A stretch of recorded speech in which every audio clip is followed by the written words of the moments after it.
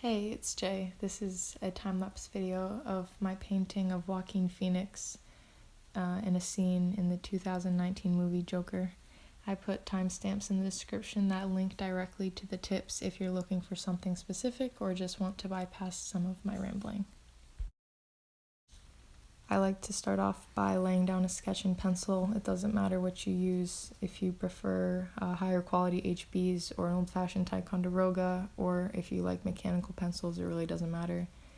And just once you're happy with your sketch and you like how the proportions look, I like to go back and erase the majority of it because although that seems counterintuitive, I don't want the pencil to show through my paint. So I tap away the topmost layer of graphite, and I used a moldable eraser in this, but the back of a pencil or a handheld pink rubber works. It doesn't matter as long as you're using the tapping technique so that instead of rubbing away your picture, you're just lightening the sketch up beforehand.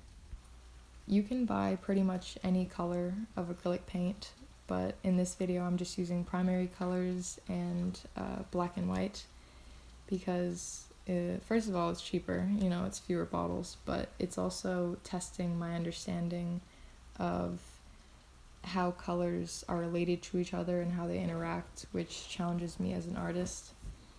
It's good to have some concept of color theory and to understand the color wheel in your head and probably have one on hand in the beginning because you need a little more depth than the red plus yellow equals orange and yellow plus blue equals green that were taught in elementary school.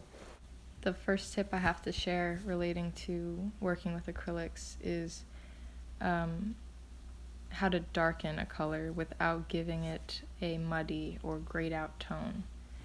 Artists typically jump straight to black, adding a little bit of the darkest color they own to darken up another color, but the problem with this is that it alters the shade you produce.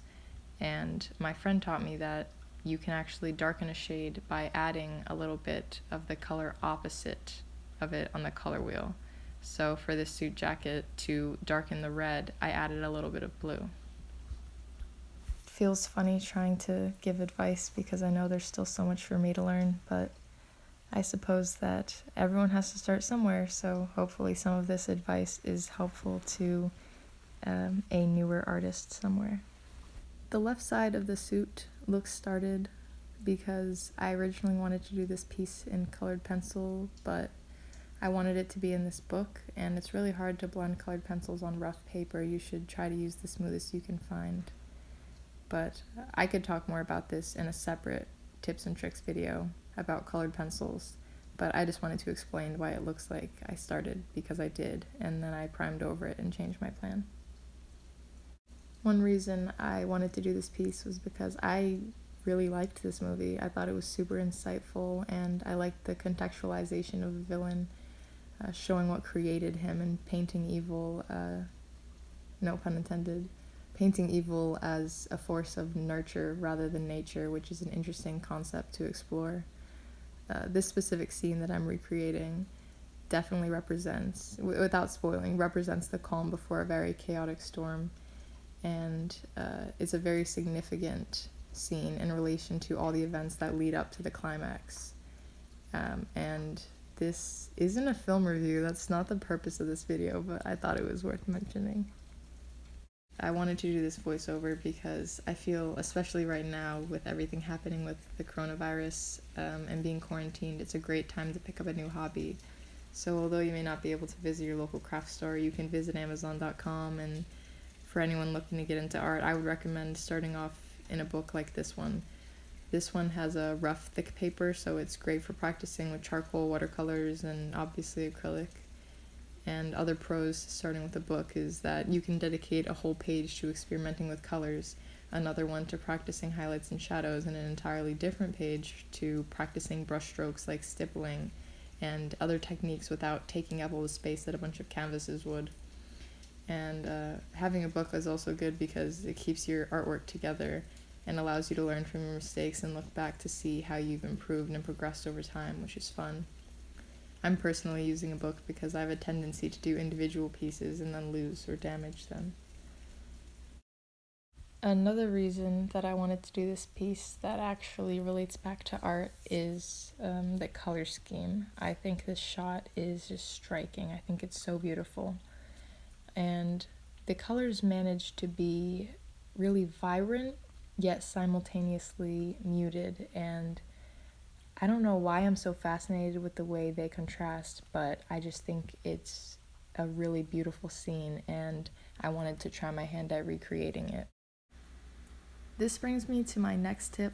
My fascination with the colors made me take notice of how red the jacket was in my picture compared to the original, and I couldn't recreate that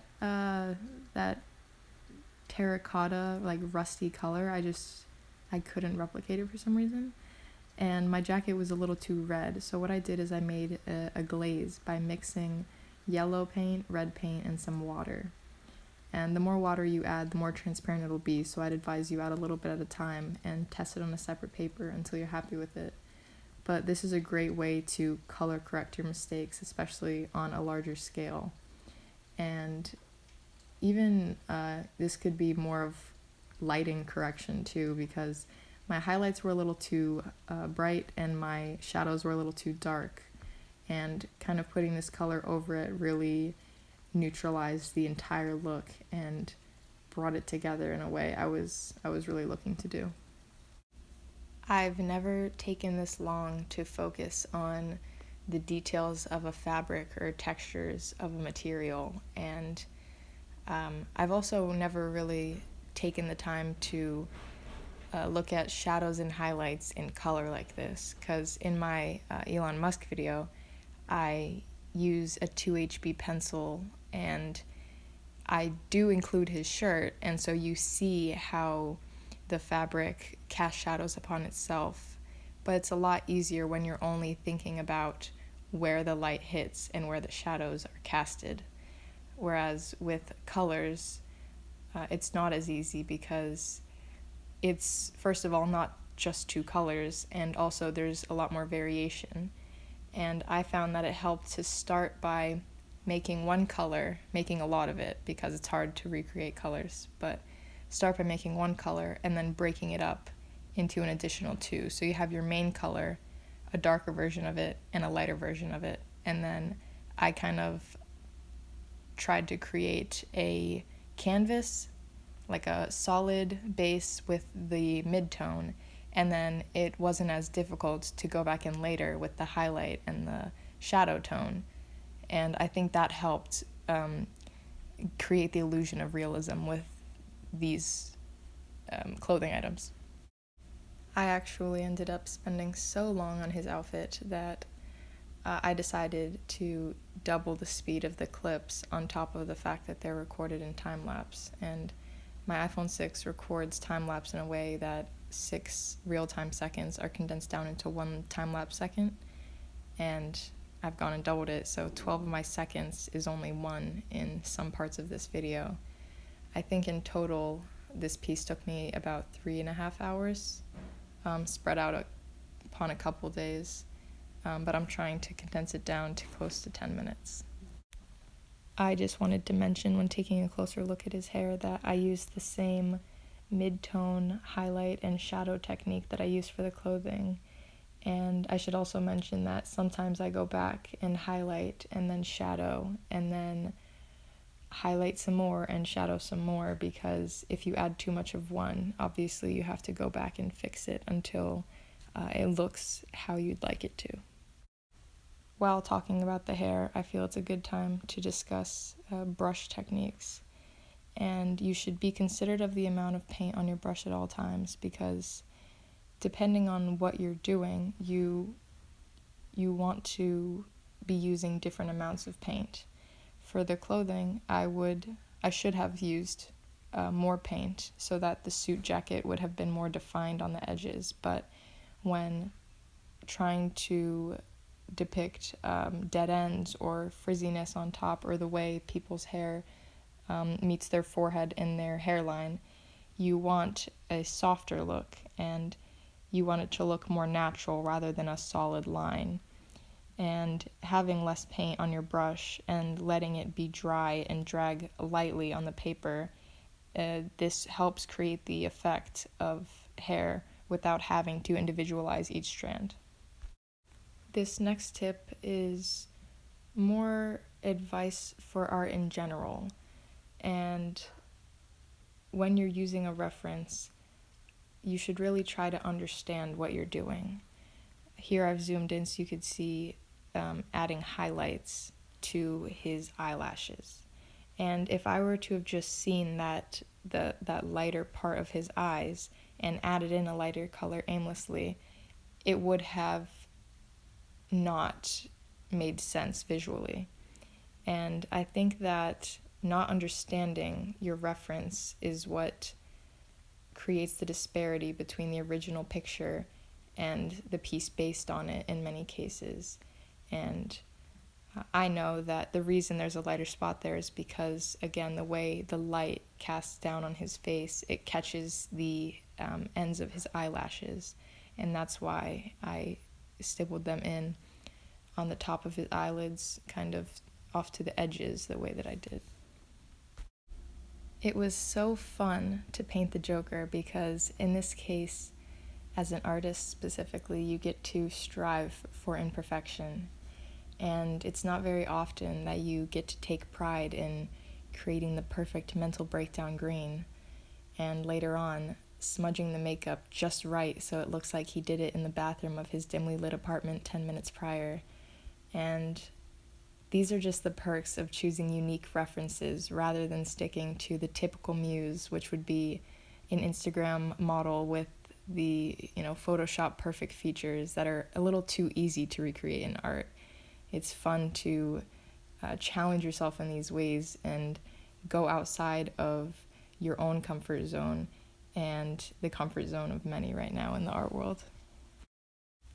I use a desk lamp to illuminate my picture for the sake of my eyes and also to keep my video clips consistent and well lit in terms of lighting.